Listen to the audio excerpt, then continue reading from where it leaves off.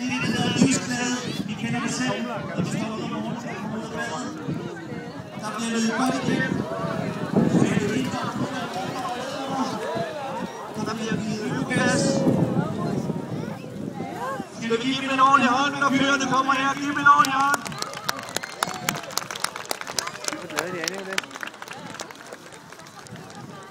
Man kan jo tydeligt se, at der er en stor glæde ved at komme ud. Der er ingen tvivl om, at køer, de har brug for... Tilbage igen. Ja, der er jo lidt tvivl om retningen nu hernede i startfeltet. Men det ser ud til, at de alligevel beslutter sig for, at de ikke vil tilbage i stallen. Det er vi glade for hernede.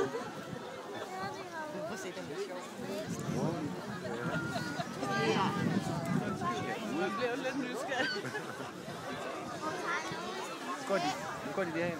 Er der ikke flere køer? Der bliver sagt, at normalt er de jo vant til at komme lige ud på marken, men i år så er vi nødt til at lave en 300 meter lang løbegang, fordi de skal ned på en ny mark i år, og det er derfor, de måske kan være lidt forvirret over, at de skal løbe så langt, før der kommer noget græs.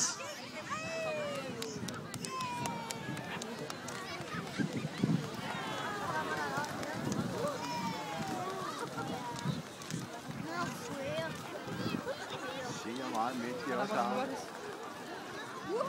Nej.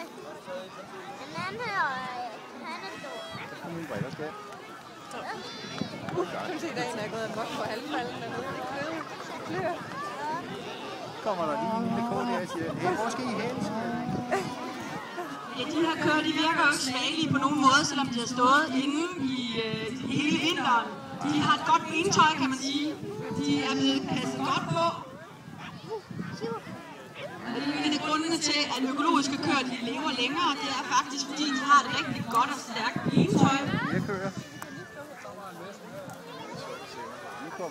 Peter, han har ikke tid til at kommentere, fordi han er i gang med at stille op til øfaktorkonkurrencen og tage et rigtig godt foto. Det håber jeg også, at I gør derude.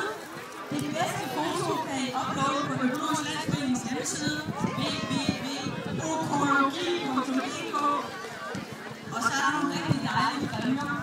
Man kan komme ud og se nogle økologiske marker. Jamen, der kan tid til at vente på, at der kommer